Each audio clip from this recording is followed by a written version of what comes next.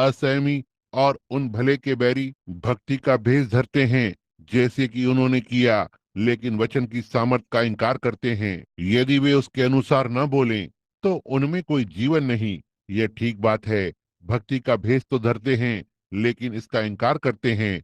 ऐसों से परे रहना, क्योंकि इस प्रकार के लोग घरों में घुसते अपनी छोटी पुस्तकों और अभियानों और आदि आदि के साथ, और मूर्ख स्त्रियों को जो पाप से दबी हैं उन्हें बहका देते हैं।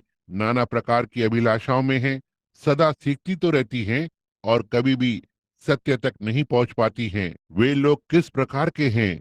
यम्ब्रेस और यरनेस, उनके पास सब प्रकार की दिखावटी और हर एक चीज थी।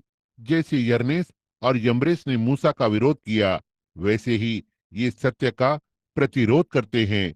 वचन के विषय में पूरी तरह भ्रष्ट मन वाले लोग हैं। परमेश्वर के वचन को लेने की कोशिश करते हैं और इसे किसी और में दूषित कर देते हैं। काल्पनिक या धार्मिक संस्था में या एक बड़ा नाम बनाते हैं या अपना खुद का नाम बड़ा करते हैं। ऐसों से परे रहना, वचन के साथ बने रहें। क्या हुआ? उसने कहा, मैंने इस झूठी आत्मा को देखा। कहा, मैं नीचे जाकर उन्हें उकसाऊंगी, मैं उनसे झूठी भविष्यवाणी करवाऊंगी। और वे लोग जो जनता को खुश रखने की इच्छा रखते हैं, हे परमेश्वर हमारी सहायता कर, इसलिए इसे लेने के इच्छुक हैं। कानों की खुजली के साथ एक शिक्षक बने, सत्य को छोड़ कथा कहानियों की ओर फिर गए। जैसे पवित्र आत्मा ने चेतावनी दी और हमें बताया कि अंत के दिनों में वे कैसे होंगे। स्वयं को लोकप्रिय बनाने की इच्छा रखते हैं कि रेडियो में बड़ा स्थान या टेलीविजन में बड़ा स्थान मिल सके, या एक बड़ा नाम, या एक कलीसिया में बड़ा अधिकार, कुछ तो बहुत ही बढ़कर, जिससे स्वयं को ऊंचा उठाएं। ऐसा ही करने की इच्छा रखते हैं, इतना तक कि वे इसे वचन में देखने से चूक जाते हैं। परंतु मिकायाह वचन को देख रहा था, उसके पास सत्य था, उसके पास वचन था। ध्यान दें, तब उसने बताया कि क्या घटित होने जा रहा है। और इस व्यक्ति ने जाकर और उसके मुंह पर थप्पड़ मारा, बोला, परमेश्वर का आत्मा किस ओर चला गया? कहा, तू इसे देखेगा जब तू अंदर की कोठरी में छिपा हुआ बैठा होगा। और अहाब ने कहा, इस व्यक्ति को जेल में डाल दो, जो भी हो सारी सभाएं बंद कर दो। हम आसपास में कोई भी पवित्र शोर मचाने वालों के कार्य को नहीं चाहते। चिंता मत करो, यह आ रहा है। इसे जेल में डाल दो और उसे दुख की रोटी दो और दुख का पानी दो, और जब मैं शांति से लौट आऊं तो मैं उसके साथ व्यवहार करूंगा। दूसरे शब्दों में, उसका सिर काट दूंगा। बूढ़ा मिकायाह परमेश्वर के वचन पर खड़ा हुआ था, अपने दर्शन को जानता था। हे परमेश्वर, जानते हुए कि उसका दर्शन ठीक परमेश्वर के वचन के साथ है, यह असफल नहीं हो सकता। उसने कहा, यदि तुम शांति से वापस लौटो तो परमेश्वर ने मुझसे बात नहीं की है। आमीन और आमीन। ओ लोगों, समय अधिक हो गया है, लेकिन मेरे प्रिय मित्र, मैं आपसे यह कहना चाहता हूँ, आप कभी भी उस कार्यक्रम को ना सुने जो आपको यह बताता है कि यह परमेश्वर का वचन और सच्चाई नहीं है। आप किसी भी दिखावटी या काल्पनिक बातों को कभी ना सुने जो प्रभु यीशु मसीह के द्वारा नहीं कही गई या उसके द्वारा भविष्यवाणी की गई, क्योंकि वह जब स्वयं आया और बीमारों को चंगा किया, उसने यह केवल इसलिए किया ताकि वचन पूरा हो सके। केवल वचन को पूरा करने के लिए उसने दोनों भविष्यवाणी की है। सब प्रकार की कलीसियाओं के लिए प्रकाशित वाक्य 17 में कहा, मैंने एक स्त्री को देखा, वेश्या को, जो कि एक बड़े बैंगनी रंग के पशु पर बैठी है, जिसके 7 सिर हैं। वेटिकन 7 पहाड़ों पर है। अभी कुछ महीनों पहले ही होकर आया हूँ। और कहा, वह वेश्याओं की माता थी, वे पुत्रियां जो उससे उत्पन्न हुई थी। कोई भी बुरी स्त्री एक अच्छी लड़की को जन्म दे सकती है, परंतु ध्यान दें, वेश्या क्या है? एक व्यभिचारिणी। ये बदनाम स्त्रियां क्या है? क्या पुरुष? ये स्त्रियां जो व्यभिचार करती हैं और दूसरे पुरुषों के संग रहती हैं जो उनके पति नहीं होते। और ये लोग, ये कलीसियाएं परमेश्वर के सेवक और परमेश्वर की कलीसिया होने का दावा करते हैं और असहनीय और संसार की बातें करते हैं। वे आत्मिक व्यभिचार करते हैं। वे अपनी सभा के लोगों को श्रृंगार करने देते हैं। वे स्त्रियां छोटे वस्त्र पहनती हैं और उन्हें संसार के समान कपड़े पहनकर बाहर जाने देते हैं और कभी इसे दोषी नहीं ठहराते। वे लोगों को सिगरेट पीने देते हैं, एक सामाजिक सिगरेट, और शराब पीने देते हैं। वे उन्हें अपनी छोटी छोटी ताश की पार्टियों को करने देते हैं और तहखाने में जुआ खेलने देते हैं और कलीसियाओं में सामूहिक नृत्य और नाच करते हैं और सूप का भोज और सारी दूसरी चीजें, और परमेश्वर के जीवित वचन के बजाय थोड़ा सा धर्म ज्ञान को सिखाते हैं। आप जानते हैं यह सत्य है, यह शैतान की गिरी हुई बचकानी कमजोर बातें हैं।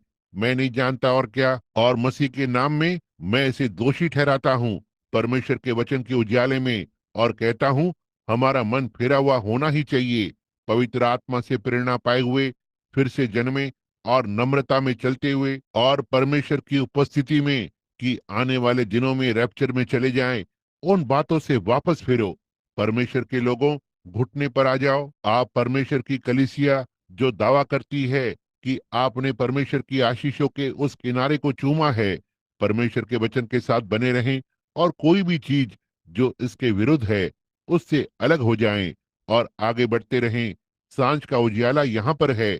प्रभु यीशु जल्द ही आ रहा है। क्या हम अपने सिरों को बस कुछ क्षण के लिए झुकाएंगे? ओह, उस महान दिन के लिए, जो दिन का दिन और वो किताबों की किताब, और किताबें खोली गई थी और हर मनुष्य का न्याय वचनों के अनुसार हुआ था जो उस पुस्तक में लिखे थे। मेरे बेचारे भ्रमित मित्र, सब नहीं, जी हाँ मेरे मित्र, और आप जिन्होंने व्यर्थ में कोशिश की है और हवा से लड़े। मैंने ध्यान दिया, बस एक चिड़िया के समान अपने सिर को खिड़की के शीशे पर मारती है कि उजाले को बाहर करे।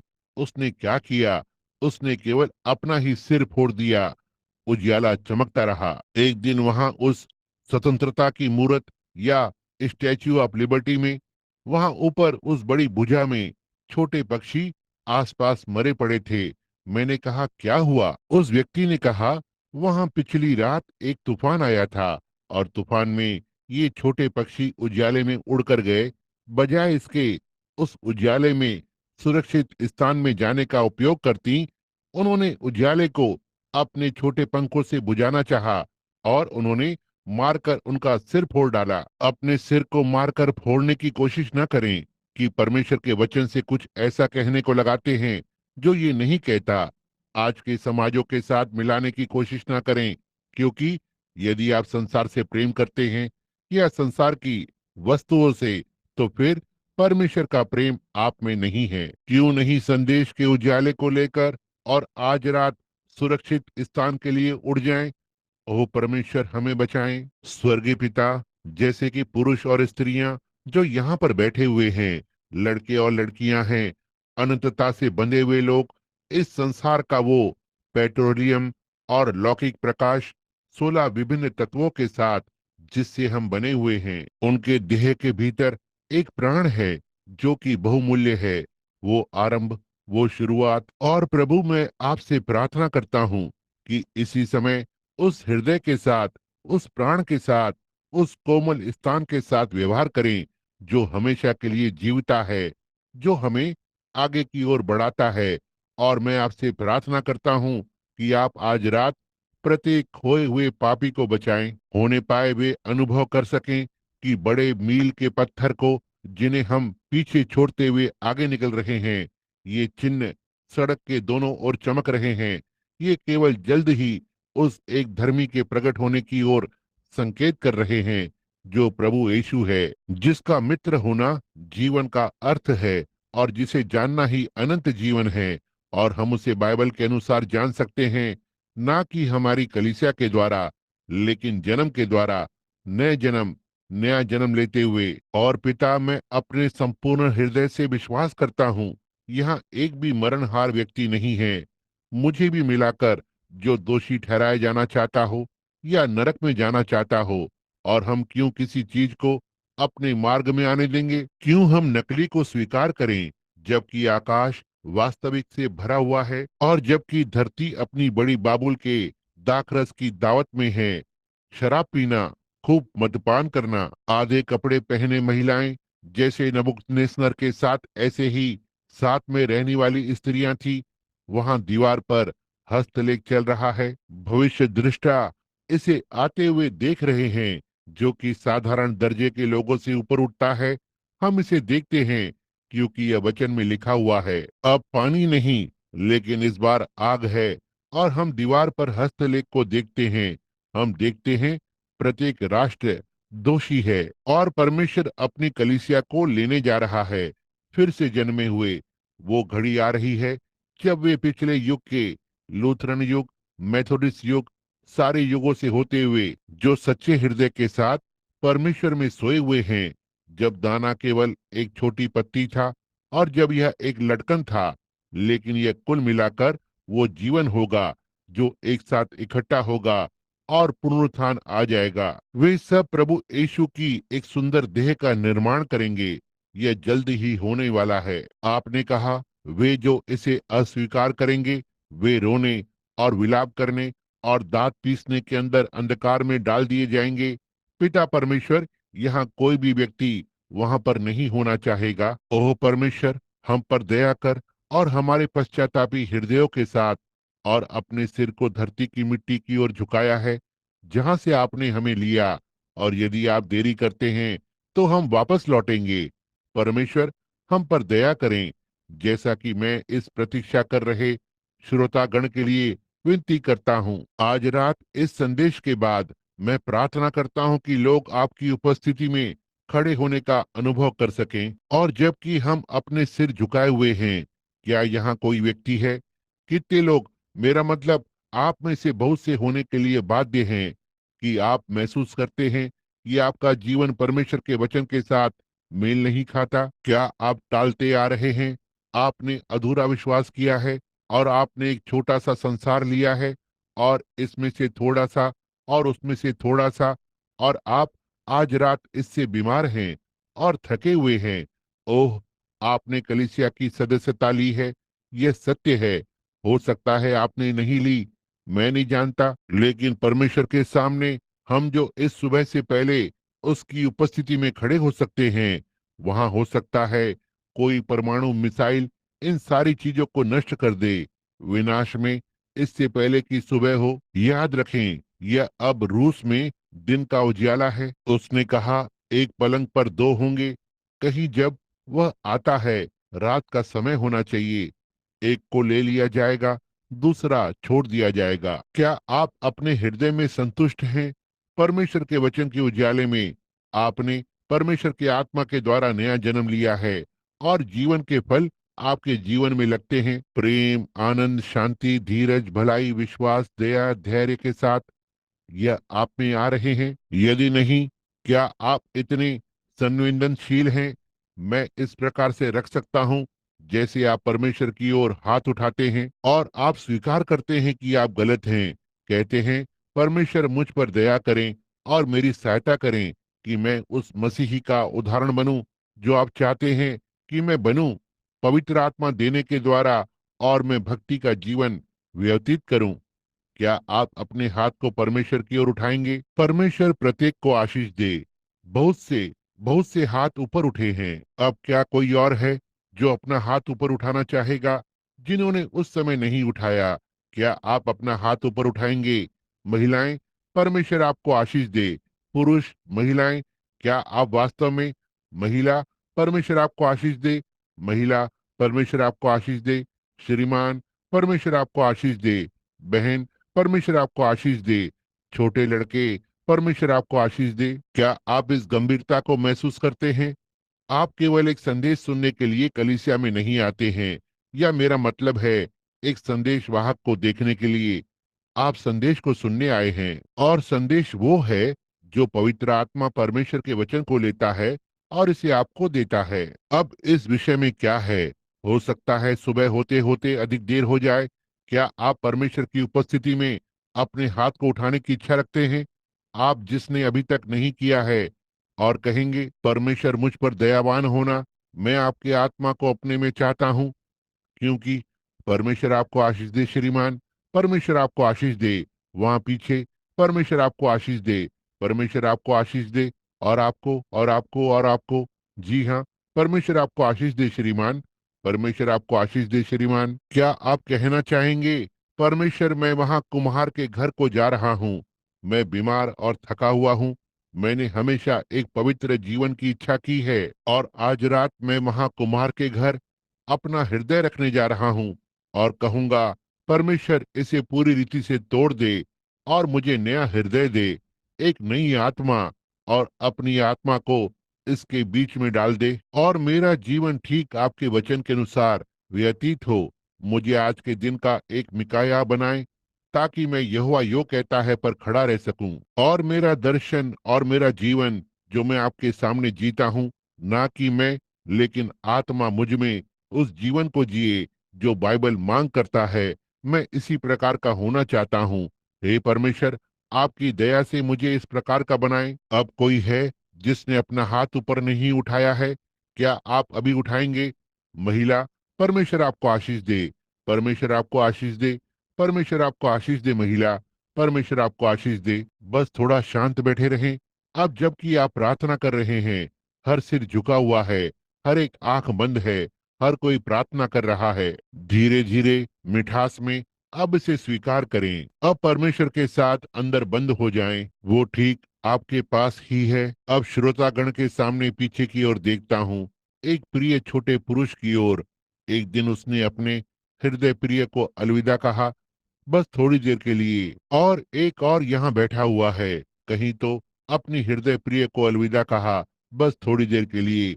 जैसे ही वे बाहर निकले, वे परमेश्वर के ना बदलने वाले हाथ को थामे हुए थे। उनके प्रिय पति आज रात यहाँ पर हैं।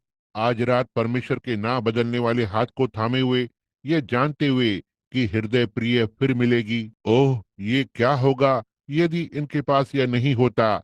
ओह, अपनी आशाओं को अनंत चीजों पर बनाएं। हमारे स्वर्गीय पिता, जैसे कि मधुर संगीत स्वर बज रहा है और यह एक संदेश है।